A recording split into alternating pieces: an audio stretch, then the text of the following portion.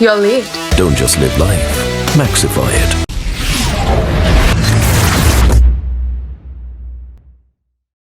Good that you brought up this point, Claire, that the core has experience. You mentioned Marizanne Kapp, and Marizanne Kapp in India is a different beast, isn't she? And more so with the experience that she has. What role do you see her playing? How do you see her stepping up with the bat, with the ball? What's your thought about Marizanne Kapp in India? Yeah, look, I mean, I almost at times want to call her a freak of nature. I mean, she really had a fantastic Pakistan tour.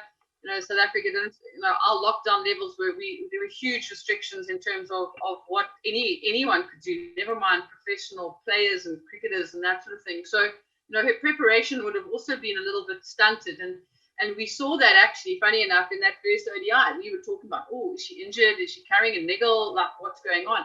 And I think it was just simple. It was, she just hadn't had any match practice. She hadn't had the pressure. She hadn't had the ball in her hand, and trying to think batsmen out. And we always forget that side of cricket. It's, yes, you've got skills to execute, but you also have to understand why we're executing particular skills.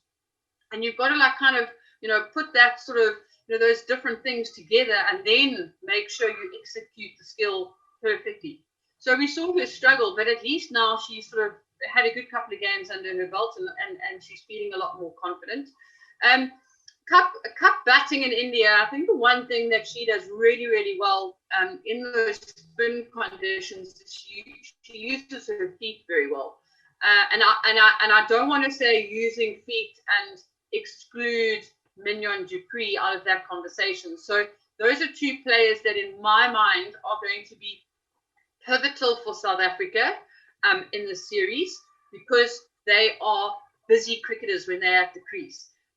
They're always looking for the gap. They don't always necessarily look for the big shots, but early on in their innings, they want to try and get their feet moving as quickly as possible to be able to manipulate the field to how they want to now go about setting up their innings. So I think that's, obviously you asked the question about Kapp, so I do want to address it. So I think it's her feet and her movement and her confidence at the crease when she comes into bat that is critical. And it's going to be very important for her to impart that wisdom to the younger players in the squad. And I think her and Mignon would do that really well. And they would communicate it in a really effective way. So that all the ladies can kind of really take it on board and learn from that. From her bowling, she's just an absolute class above the rest when it comes to her bowling. So I think she's going to do really well. I can't see anything sort of changing up front. We know Kapp and Shivnam Ismail do so well as an opening sort of combination. They might look at changing that later on when they come into the T20 series. Kapp's going to have to be. It's going to be interesting to see how she plays with her lengths. So for me, that would be, if I was the coach, like that's where I would be having discussions with her about sort of going, okay, cool, what are we going to do with your lengths necessarily? Because I think on those Indian wickets, getting your length correct is really, really important. And so often we like, Kapp would like to sort of put it back of a length and try and hit it in quite hard. Sort of not as hard as Shivs. Shivs likes to take your head off, and we see the aggressive nature of Shivnam Ismail. But Kapp sort of likes to sort of put it just back of a length and it's sort of hitting the batsman on the splice. And I think at times she might find that she's going to need to push the ball up just to be a little bit fuller in order to see what the pitch is going to give her. And so she's going to have to play around with that full, maybe pull it back a length, full, pull it back of a length. So, she's an intelligent cricketer, and I think she's going to play around with her lengths a little bit to get the most out of the pitches. You analyzed all of Kapp so wonderfully well. As a batter, I suppose either the batters are going to zoom this, kind of slow it down, hear every bit of it and work their techniques out, or they are kind of want to delete and put this clip far away into the trash. Either of these things might happen. But I enjoy a lot of cricketing things when it comes to men's cricket, women's cricket, irrespective of the format. And one of the non-cricketing things that I enjoy is watching a player's appearance. When we talk about Marizanne Kapp, I love how she plays with her hairstyle while bowling, her bun comes up. While batting, it's the ponytail that kind of sits nicely inside that helmet. That's more about her style quotient.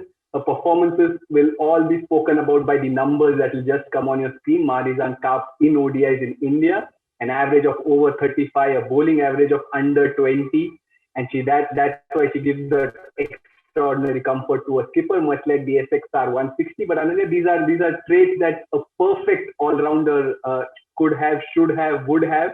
And South Africa are very lucky to have someone like Marizanne Kapp in the ranks, isn't she? We also saw her a clip on the social media that she had put. She's practicing her bowling inside her room. So tough, troubled times for batters probably. Well, Marizanne Kapp has always been like this thorough professional. She's always prepared for whatever she's going to do. So, yeah, I think India. She has had success against India, and like Claire said, I think her lengths are going to be key, especially if she's bowling on Indian wickets where she's not going to get as much carry as she gets in South Africa. Especially bowling to someone like Smriti Mandana, who likes going on the back foot. If she's going to bowl that back of a length in India, she's going to get carded. And I think that's something that she learned really quickly in the last series, in the last ODI series. She brought her forward. She nicked her off a couple of times. So, yeah, that's going to be key. And I mean, before South Africa even came here, the one thing that I was looking forward to was watching Marizanne Kapp bat against spin, because I think, yes, Mignon du Preez is brilliant using her feet coming down the track. But I think, what she's not as good as Kapp at is playing off the back foot against spin. I think Marizanne Kapp is excellent off the back foot against spin, probably, one of the best going around in the world. So how she how that forces the spinners, the Indian spinners, to manipulate their length is going to be key, because we saw that in 2019 as well, where she was one of the most successful South African batters against the Indian spinners. So she is going to play a key role in that middle order.